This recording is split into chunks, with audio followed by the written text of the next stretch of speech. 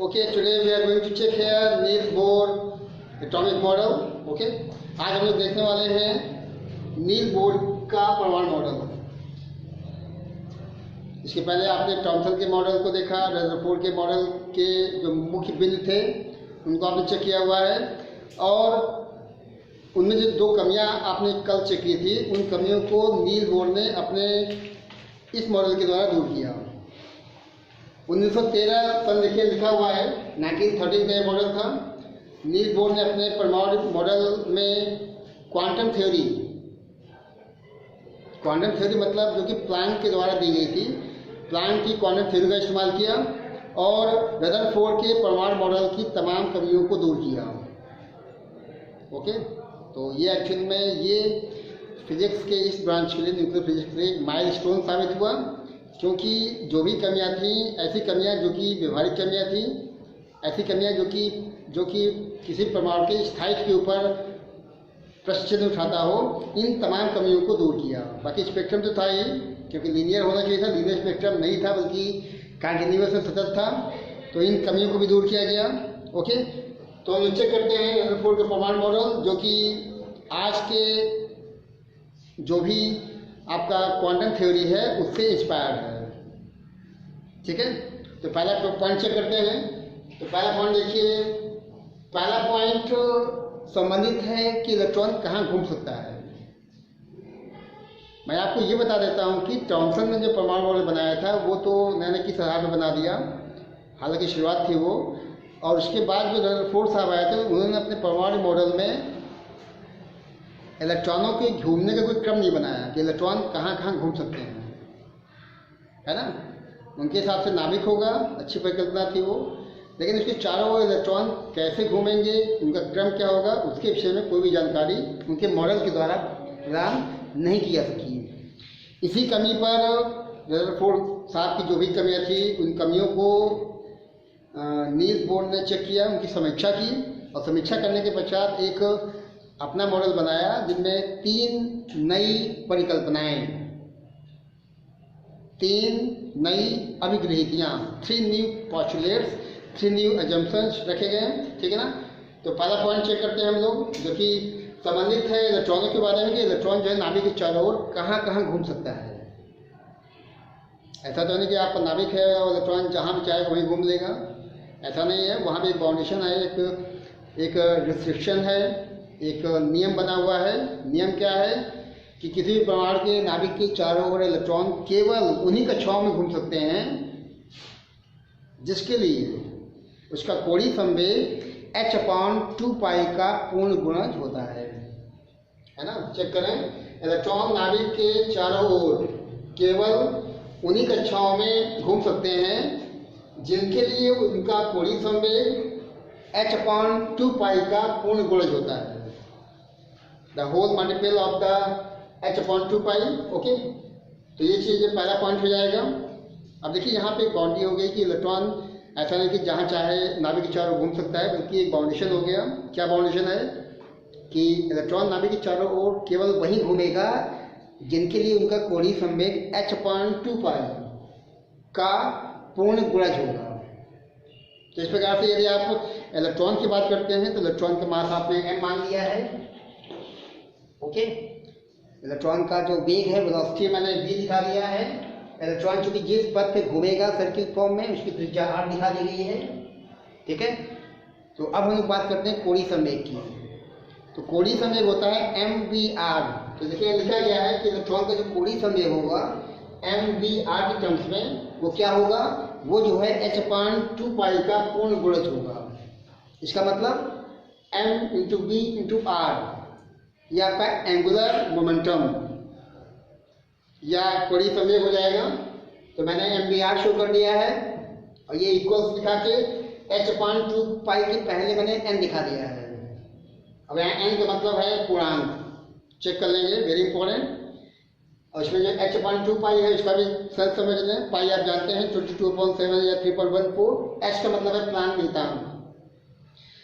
आपके nuclear physics में उसके आगे भी, उसके कुछ पहले भी h का बहुत बड़ा योगदान है, बहुत इंपॉर्टेंट रोल होने वाला है आपके न्यूमेरिकल पोर्शन में। ओके, और चैप्टर के लास्ट में हम लोग इसका जो एच का एप्लीकेशन है अनुप्रयोग, एक्चुअली एच का मतलब है प्लांक नियतांक, ठीक है ना, तो इसको भी चेक करने वाले हैं। तो यहाँ पर एच एक नियतांक हो जाएगा, एक कांस्टेंट है, एक अचर राशि है जो कि प्लांक नियतांक के रूप में जाना जाएगा। ये 6.67 × 10⁻34 जूल सेकेंड कुछ वैल्यू उसकी होती है। ओके, और n मैंने आपसे कहा कि h/2 पाई के पहले आपको n लगाना है। और n का मतलब है कि पूर्णांक, क्योंकि पूर्णांक का मतलब आपको 1/2 1/3 नहीं लेना है, पॉइंट में कोई संख्या नहीं आनी है ना। तो n का मान कितना हो जाएगा, n की वैल्यू हो जाएगी 1 2 3 4 5। n की वैल्यू शून्य नहीं होनी चाहिए। ओके, n की वैल्यू शून्य ना हो, n की वैल्यू पॉइंट में ना हो, n की वैल्यू फ्रैक्शन में ना हो, बटे में नहीं होनी चाहिए कि 1/2 2/3 आप लिख रहे हैं तो वो भी गलत होगा। तो इस प्रकार से n पूर्णांक है, इसको हम लोग केमिस्ट्री की भाषा में या फिजिक्स की भाषा में कहते हैं क्रम संख्या, ठीक है, ऑर्डर नंबर, लेकिन उससे ज़्यादा महत्वपूर्ण मुख्य क्वांटम संख्या। आपने 11वीं क्लास में केमिस्ट्री में देखा होगा कि जो क्वांटम संख्याएं 4 तरह की होती हैं, मुख्य, द्विगंशी, चुंबकीय, चक्रण, NLMS, है ना, याद आया। तो वही क्वांटम संख्या n, देखिए यहाँ पे लिखा गया, सिंबल वही रखा गया है, n वहाँ भी था। तो ये कुल मिला के जो इक्वेशन बन चुका है mvr=nh/2 पाई, ये काफ़ी मायने में बहुत महत्वपूर्ण होने वाला है। बहुत ही सोच समझ के ये फॉर्मूला बनाया गया, जो कि पहला या फर्स्ट परिकल्पना है, पहली अभिग्रही की है बोर साहब की। और एक चीज़ और समझ लें बोर्ड के विद्यार्थियों आप लोग की, यहाँ क्या बोर पेपर में कभी कभी बोहर लिख के आता है, तो आप इसे कंफ्यूजन नहीं करेंगे, बोर लिखे चाहे बोहर लिखे, क्योंकि स्पेलिंग होती है BOHR। तो नाउन है, इसको चाहे आप बोर्ड पढ़िए चाहे बोहर पढ़िए, उससे बहुत ज़्यादा प्रभाव नहीं पड़ने वाला है। आपको ये फॉर्मूला चेक कर लेना है। ओके, अगेन MVR आपने निकाल लिया है कोड़ी समय के फॉर्म में, एंगुलर मोमेंटम के फॉर्म में। h/2 पाई आपका RCS में आ जाएगा, h का है आपको दिखा देना है, और n का मतलब है पूर्णांक या फिर क्रम संख्या या प्रिंसिपल क्वांटम नंबर। ओके, मुख्य क्वांटम संख्या। ओके, अब हम लोग बात कर लेते हैं कि जो इलेक्ट्रॉन घूमता है, मैंने यहाँ पे कि इलेक्ट्रॉन केवल उन्हीं कक्षाओं में घूम सकते हैं। एक बाउंडेशन हो गया, एक मजबूती प्रदान की गई कि इलेक्ट्रॉन कहाँ घूम सकता है। Okay, where the electron can resolve, तो ये कंडीशन हो गई है। अब आपको ये ध्यान देना है कि जिन कक्षाओं की बात मैंने यहाँ की है, इन कक्षाओं को एक विशेष नाम दिया गया है। ओके, और इन कक्षाओं को कहा गया है स्थायी कक्षाएं, ठीक है ना। तो मतलब इलेक्ट्रॉन केवल स्थायी कक्षाओं में ही घूमेंगे, ऐसा नहीं कि जहाँ चाहे नाभिक के चारों ओर काफी स्पेस होता है। आपको जो है नाभिक की त्रिज्या बताई गई है, आपको परमाणु की त्रिज्या बताई गई है, ठीक है ना। ये सब चीज़ें मैं पिछले वीडियो में बता चुका हूँ। तो नाभिक के चारों ओर ऐसा नहीं कि जहाँ चाहे इलेक्ट्रॉन घूम सकता है, बल्कि इलेक्ट्रॉन वही घूमेगा जो स्थायी कक्षाएं होंगी। मतलब इलेक्ट्रॉन केवल स्थायी कक्षाओं में ही घूम सकता है, स्टेशनरी ऑर्बिट से, ठीक है ना। तो ये पहला पॉइंट हो जाएगा, इसको आपको चेक कर लेना है, इसके फॉर्मूला देख लेना है, फॉर्मूला क्या बताया गया है, और ये लैंग्वेज आपको याद कर लेनी है, ठीक है ना। और सेकंड पॉइंट चेक करते हैं। सेकंड पॉइंट देखिए, इसी संबंधित है। अभी आपने जस्ट चेक किया कि स्थायी कक्षाएं क्या होती है। ये वो कक्षाएं जहाँ पे इलेक्ट्रॉनों के घूमने की संभावना सबसे ज़्यादा होती है, उनकी प्रायिकता सबसे ज़्यादा होती है। अब आपको ये चेक करना है कि इन स्थायी कक्षाओं का महत्व क्या है। आप देख सकते हैं कि नाभिक दिखाया गया है, प्रोटॉन न्यूट्रॉन के माध्यम से ये इलेक्ट्रॉन शो किए गए हैं, और ये एक स्पेशल क्रम में लगाए गए हैं, ठीक है। और ये जो स्पेशल क्रम है, ये स्थायी कक्षाएं होती हैं, स्टेशनरी ऑर्बिट्स। तो सीधा मतलब है कि जब ये इलेक्ट्रॉन स्थायी कक्षाओं में घूमते हैं तो उस समय किसी प्रकार की एनर्जी का एमिशन नहीं करते हैं। मतलब स्थायी कक्षाओं में घूमते समय इलेक्ट्रॉन ऊर्जा का उत्सर्जन नहीं करते हैं। सीधा संकेत है कि रदरफोर्ड के मॉडल में जो पहली कमी पाई गई थी स्थायित्व के विषय में, वो कमी यहाँ पे दूर हो रही है। क्योंकि आप सीधा बताएंगे कि जब इलेक्ट्रॉन नाभिक के चारों ओर इन स्थायी कक्षाओं में घूमते हैं तो वो ऊर्जा का उत्सर्जन नहीं करते हैं। उनकी स्टेबिलिटी, किनकी, इलेक्ट्रॉनों की जो स्थायित्व है, इनकी स्टेबिलिटी जो है बनी रहती है। और ये फॉर्मूला चेक कर लेंगे कि हाइड्रोजन परमाणु के nवें क्रम में, ओके, हाइड्रोजन परमाणु के nवें क्रम में स्थायी कक्षा में घूमते हुए इलेक्ट्रॉन की ऊर्जा का ये फॉर्मूला।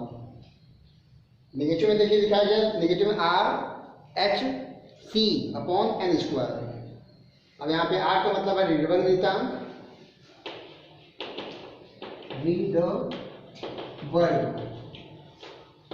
ऋणात्मक नियतांक हो जाएगा। इसकी ये भी बहुत इंपॉर्टेंट टॉपिक है ना, क्योंकि इसके अनुप्रयोग भी अभी आप आगे चल के पढ़ेंगे। 1.097 प्रति मीटर इसकी वैल्यू होती है। एस का मतलब मैंने आपको बता दिया है, प्लांक नियतांक 6.67 × 10⁻34 जूल सेकेंड। सी आप जानते हैं, सी का परिचय आपका पहले से है। सी है प्रकाश की चाल, निर्वात में 3 लाख किलोमीटर पर सेकेंड है, 3×8 मीटर पर सेकेंड। तो सेकेंड पॉइंट में एक्चुअल में जो स्थायित्व पे जो क्वेश्चन उठाया गया था रदरफोर्ड के मॉडल में, उस स्थायित्व के प्रश्न को खत्म किया। बोर्ड ने अपनी द्वितीय परिकल्पना, द्वितीय अभिग्रही, द्वितीय अजम्पशन के माध्यम से ये प्रूफ किया कि अब जो इलेक्ट्रॉन नाभिक के चारों ओर स्थायी कक्षा में घूमेगा तो उस समय वो ऊर्जा का उत्सर्जन नहीं करेगा। और ये आपको फॉर्मूला चेक कर लेना है। ये R(H)(C) की वैल्यू जब आप रखते हैं तो ये En की जो वैल्यू आती है वो नेगेटिव में 13.6/n² आती है इलेक्ट्रॉन वोल्ट। ठीक है, ये भी आपको याद रखना है। ये जो मैंने लिखा है En का फॉर्मूला है। जब आप R(H)(C) की वैल्यू पुट करते हैं तो आप वो चीज़ प्राप्त कर सकते हैं EV में, इलेक्ट्रॉन वोल्ट। ओके, तो ये पॉइंट नंबर 2 हो जाएगा। तो देखिए थर्ड पॉइंट चेक कर लें। थर्ड पॉइंट आपका है कि जब किसी परमाणु को बाहर से सुटेबल एनर्जी या उपयुक्त ऊर्जा मिल जाती है तो उसका कोई इलेक्ट्रॉन उस ऊर्जा को एब्जॉर्ब कर लेता है, उस ऊर्जा को अवशोषित कर लेता है। ठीक है, और अपनी कक्षा को छोड़कर ऊंची कक्षा में या एक हायर स्टेट में पहुंच जाता है। ठीक है, और लेकिन वहाँ पे यह इलेक्ट्रॉन केवल 10⁻8 सेकेंड, 10⁻8 सेकेंड तक ठहरेगा और फिर वापस अपनी पुरानी कक्षा में लौटेगा। ठीक है, किसी परमाणु को बाहर से जब एक सुटेबल एनर्जी मिलती है तो उसका कोई भी इलेक्ट्रॉन उस ऊर्जा को एब्जॉर्ब करता है। एब्जॉर्ब करने के पश्चात अपनी कक्षा को बदलेगा, लो लेवल से या भूतल अवस्था से हाई स्टेट में पहुंच जाएगा। ठीक है ना, हाई स्टेट में केवल 10⁻8 सेकेंड तक ठहरेगा। फिर वो इलेक्ट्रॉन यहाँ से नीचे लौटेगा, कहाँ पे? अपनी पुरानी कक्षा में। ठीक है ना, और जब ये इलेक्ट्रॉन उच्च ऊर्जा स्तर से निम्न ऊर्जा स्तर में वापस लौटता है तो दोनों ही कक्षाओं की ऊर्जाओं के अंतर को प्रकाश के रूप में या वैद्युतचुंबकीय तरंग के रूप में उत्सर्जित करता है। ठीक है ना, वैसे देखिए यहाँ लिखा है, मैं एक बार फिर से इसको पढ़ देता हूँ कि जब परमाणु को बाहर से उपयुक्त ऊर्जा मिल जाती है तो कोई इलेक्ट्रॉन अपनी निश्चित कक्षा को छोड़कर ऊंची कक्षा में पहुंच जाता है। टाइम लिखे दिखाया गया है, ठहराव का, रुकने का, वो मैंने दिखा दिया है। और फिर वापस अपनी पुरानी कक्षा में लौटता है। लौटने के दरमियान दोनों ही कक्षाओं की ऊर्जाओं के अंतर को वैद्युतचुंबकीय तरंग के रूप में या इलेक्ट्रोमैग्नेटिक वेव्स के रूप में वो बाहर कर निकालेगा या उत्सर्जित करेगा। ठीक है ना, अब इसको हम लोग डायग्राम चेक करते हैं। ओके, तो देखिए माना कि इलेक्ट्रॉन पहले यहाँ पे था परमाणु का।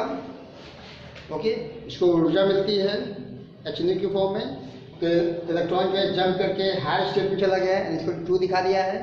ठीक है ना, और यहाँ पे जो 10⁻8 सेकेंड तक इसको रुकना है, ठहराव का समय है, बहुत कम समय है ये, है ना। और फिर यही इलेक्ट्रॉन जो है वापस अपनी पूर्व कक्षा में लौटता है। और जब ये लौटेगा तो लौटने के दरमियान दोनों ही कक्षाओं की ऊर्जाओं के अंतर को प्रकाश के रूप में या वैद्युतचुंबकीय तरंग के रूप में बाहर निकालता है। ठीक है ना, तो आप चेक करो, जैसे ये n=1 दिखाया गया है तो आप E1 दिखा दें। E1 कितना? नेगेटिव में R(H)(C) या इसको n1 कर दें, n1 का स्क्वायर।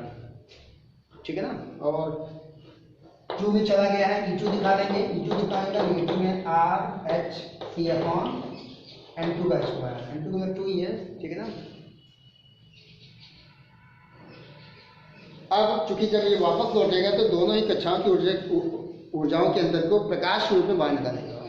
मतलब ये जो ऊर्जा कितनी है ये है h न्यू। तो मैं डेल्टा की दिखा देता हूँ, कितना दिखाऊंगा E2 माइनस E1।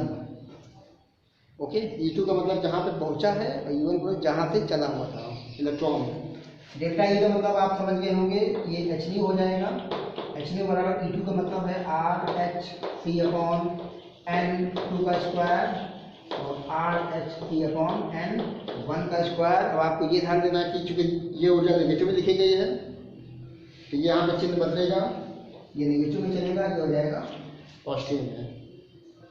ओके, अब आपको h न्यू लेके चलना है। h nu equal to common निकाल लें दोनों में, कॉमन कितना है RH।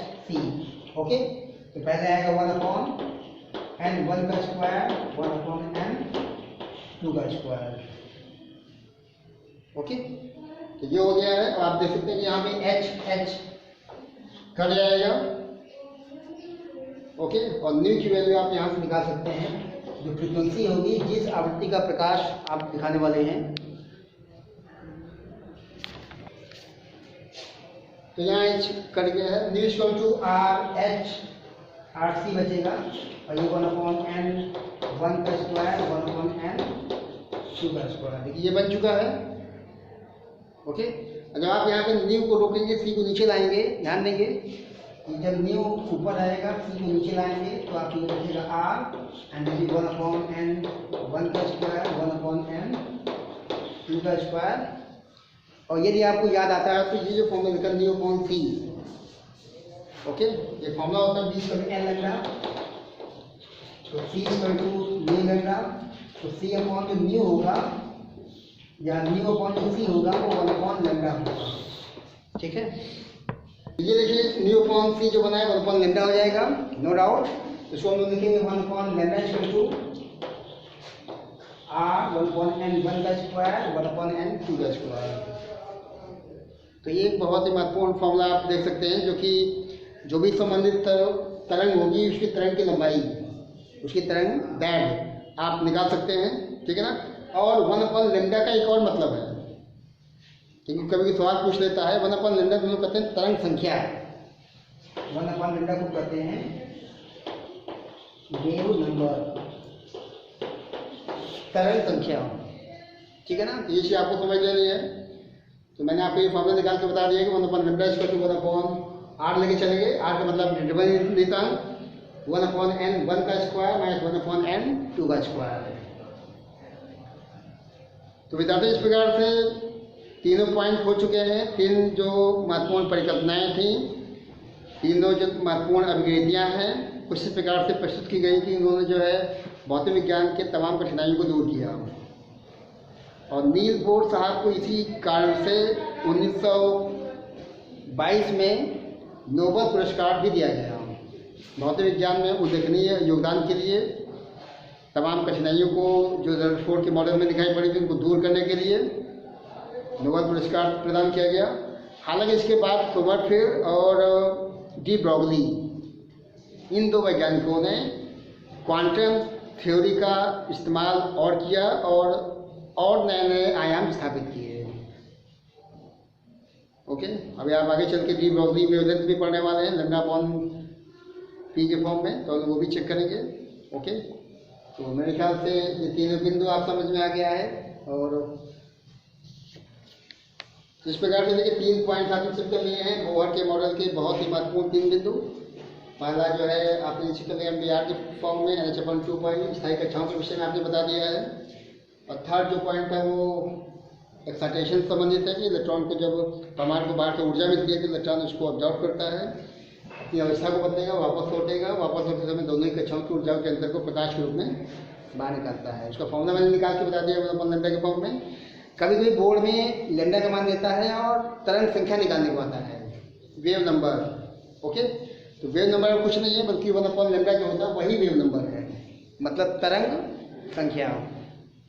तो okay, thanks to all of you and thanks for watching my video.